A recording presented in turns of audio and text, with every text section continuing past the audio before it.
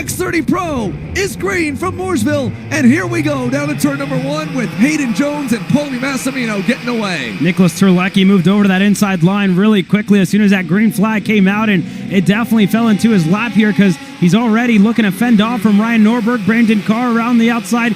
Everybody able to work their way through. Giesen picks one off. And to the end of lap number 1 down, 24 laps to go, and it's about 7 deep in the lead group. Change for second. Dalton Haynes is through in turn 1. Another one of the drivers last second up to the grid with his good starting spot. Pass for third. Kolar is through on Paulie, and so the 305 is into position number 3, and nobody else going to try a move. And as I say that, Frankie Mossman going to prove me wrong into turn number 8. He's going to go side by side with Massimino, and when you do something like that, Ryan Norberg is definitely going to take advantage. Could he double up in both of the major X30 mains, the shootout, the All-Star race Saturday night, and the main here today to become the first 2-time X30 main event winner? Well, he's got to get up to his teammate who just lost the lead, Dalton Haynes, to the point in turn 4. Norberg went quicker, actually, a 47.4 for Ryan. He's going about a tenth quicker, a tenth and a half quicker than the top 3, and Hayden Jones probably knows his teammate's on his way. Going to go in turn number 4. Haynes going to go around the outside there of Jacob Kolar. We see Haynes, he gets creative here in X30. Is he going to go in 6? Going to think better of it, stay in line here right behind Hayden Jones.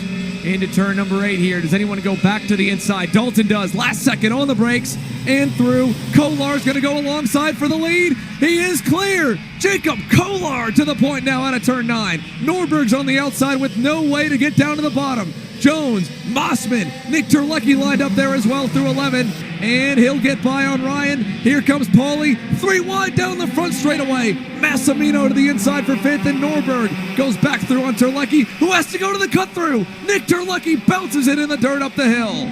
For Jacob Kolar, you look at the lap times, he's running a couple of hundredths of a second quicker than Dalton, but Dalton has a really good run on the back straightaway. He looks on the inside of turn number 4. He's able to get clear on exit. Hayden Jones is brought right back into play. Frankie Mossman isn't too far off, and with him, Paulie Massimino, Justin Ataconis closing down their gap as well. So the reigning event champion, Dalton Haynes, takes the lead, and Hayden Jones, the fastest driver through the weekend, goes into second now. This is going to get super interesting, folks. It already was shaping up to be an amazing main event.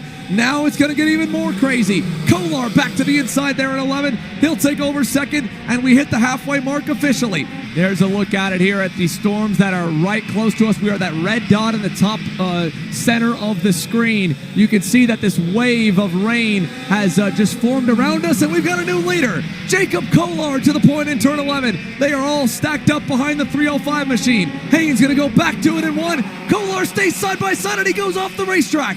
Jacob Kolar holds the lead, but now there's dirt everywhere. Haynes side by side with Jones. Hayden Jones into second. Mossman, Ataconis, they're all slipping and sliding right now through turn 4. Everybody with dirty tires at this stage of the race. Jacob Kolar, it looked like something flew off of his go-kart there, so I don't know if that's going to have a post-race penalty or what, but he's doing a good job to keep it out in front, and there goes Frankie Mossman on the inside, looking to hold on to it there, and Hayden Jones around the outside drops a tire into the dirt. Frankie Mossman now into P2. They are chipped up. Haynes is off the racetrack and wide. Norberg into 3rd. Ataconis on the inside of Jones for 4th. He'll get through. Massimino to 5th. McMurray 6th. Haynes and Jones collide again. Jones hangs on for 7th. Jacob Kolar, if there's no call made there for that move, he might have been able to buy himself a gap here to try and bring it home. But there's still a lot of racing to go here, Caleb. Lower and lower and lower. McMurray now into the top 5 and make it into 4th here with a nice move on the comp cart. Yeah, a good move there by Carter McMurray to get himself inside of the top 5 podium. Massimino not going to waste time. He looks to go back. Haynes wanted to go on Ataconis, but they're all going to the bottom of the racetrack. McMurray going to concede the spot to Paulie Massimino now, who's all the way up. Norberg a tenth and a half better as he starts to chop that gap down from 1.8 to 1.68 seconds now from the lead. Here's Massimino again leading that pack on the backstretch. McMurray's going to answer back, and so does Dalton to the inside of Ataconis. He'll drive him a little wide, and Hayden Jones can get through as well. Look how much time is given up here. It's going to be a 3-man fight for the win at this rate. Carter McMurray, Paulie Massimino, Dalton Haynes, and Hayden Jones can't decide who needs to lead, but they're all losing nearly a full second a lap, at least half a second last time. they're going to have to bank on a lot of attrition in front of them and maybe some more slips and slides here from the top three. But another move low from Carter, around the outside from Dalton, still there in the dirt, side by side. He'll at least get by Paulie, who's going to look to cross him over with nowhere to go. So move Haynes back up one spot higher in the top five. At the line, 5 laps to go.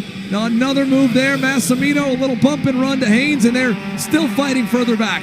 Meanwhile, with 5 laps remaining, Jacob Kolar is trying to hang on and make a name for himself. 4 laps to go. Ryan Norberg has arrived on the scene for second on Frankie Mossman. For Frankie Mossman, he's got to worry about Ryan behind, and he's going to start to block there on the inside in turn 8.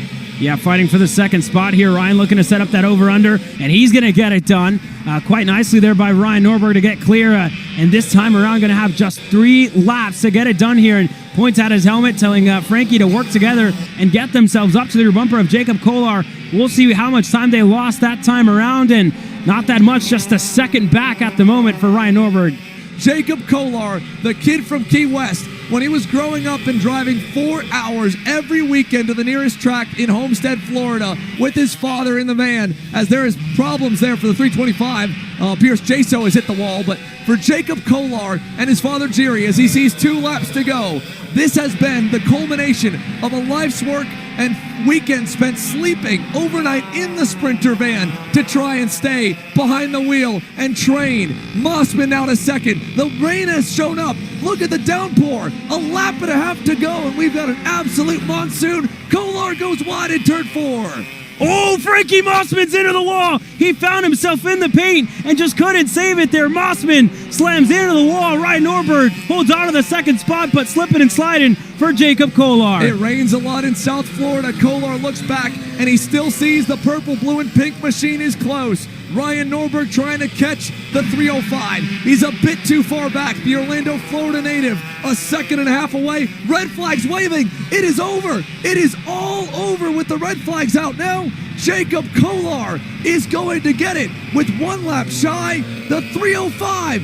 Jacob Kolar wins the IAME Grand National Championship. How about it for this kid from Key West? He showed up when he had to. What an impressive performance by Jacob Kolar, and you can see the heavens have opened here in the final few laps, and it threw an absolute wrench into everything in this X30 Pro main event.